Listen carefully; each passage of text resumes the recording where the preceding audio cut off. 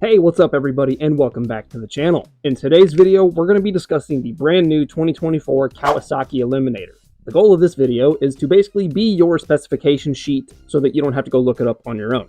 Later on, I will be doing a video of the Rebel 500 versus the Eliminator, and I will be comparing the two on paper. So if that's something you're curious about, I will eventually have a link right here that you can click to watch that video to hopefully give you a better understanding of how this bike stays competitive within that realm of kind of the intermediate cruiser motorcycle.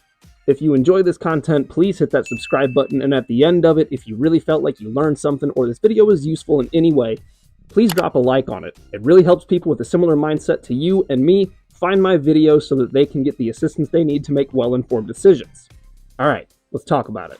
So the Kawasaki Eliminator, let's talk a little bit about the engine, because that's probably the biggest question that's going to be asked about this motorcycle. So from my basic understanding, what they've done is they've taken the already existing Ninja 400 engine, and that has a bore and stroke in millimeters of 70 by 51.8. And if you go to the Eliminator, it's interesting because it has the same bore at 70 millimeters and about a 6.8 millimeter increase in stroke, so it does get a little boost in power. Given that the Ninja 400 was producing right around 50 horsepower, I'm going to guess that this bike could make somewhere between 55 and 60 horsepower at the crank. So by the time that power makes its way through the system, through the chain, and all that good stuff, down to the pavement, we're probably making about 45, maybe 50-ish horsepower at the wheel is my guess. So where the Ninja made about 28 pound-foot of torque, the Eliminator now makes 31.7, and that's a pretty considerable amount given that it doesn't weigh that much. Speaking of the weight, it is coming in at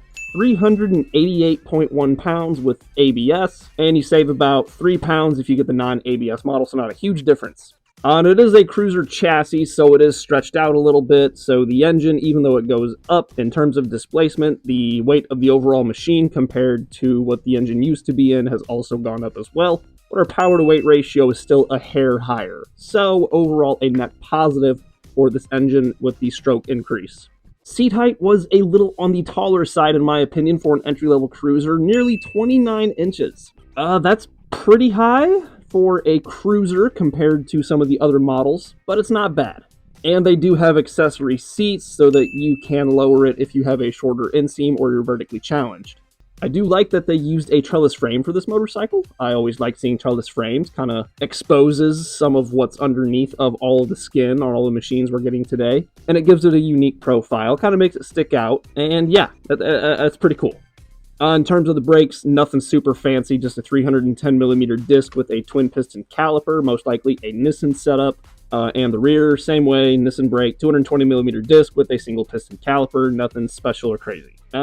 We can talk about suspension right quick. A 41mm telescopic fork, standard fork, it's not inverted, nothing super fancy about it, no adjustability, just a fork with 4.7 inches of travel. And then your suspension is actually kind of cool. So it's a twin shock setup, like a lot of the old Harley-Davidson Dyna motorcycles that you may be familiar with, which I really thought Kawi would do a singular monoshock for this motorcycle, and I'm kind of happy they didn't. It's like they're stepping outside of what they're used to, and they're taking a risk and going more for looks and aesthetic rather than functionality for once. So good job, Kawasaki. I'm proud of you guys.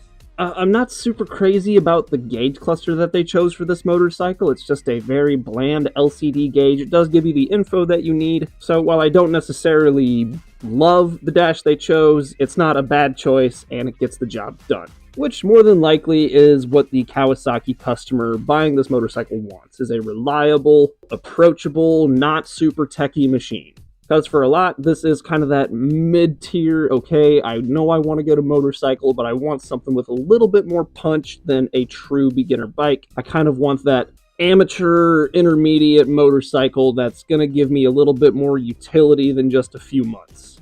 Fuel range, you know, the Ninja gets about 50 miles to the gallon. It's a pretty efficient motor. With this machine putting out more power, having more metal to move, I'm sure we'll see some efficiency be taken away from the system here. And instead of getting somewhere between 50 to 60 miles per gallon, maybe we'll see 45 to 55 miles per gallon on an Eliminator. And with a 3.4 gallon tank, using 50 miles per gallon as our average between 45 and 55, right? There's 50 right in the middle. We can safely say that you'll get around 170 miles to the tank before it is completely empty. Odds are you're going to fill up before then, so call it 150 miles to the tank before you really need to fill it up and it starts getting too low. Hey guys, thank you so much for watching till the end. If you felt like this video was actually helpful and you think it deserves it, please consider leaving a like on it. And please consider subscribing to my channel so that you can see all of my content when I post it. That way you don't miss an upload and you can stay in the loop in the world of motorcycling. I don't have anything else to add. I want to say thank you so much for watching. I hope you have a wonderful week, and please ride safe.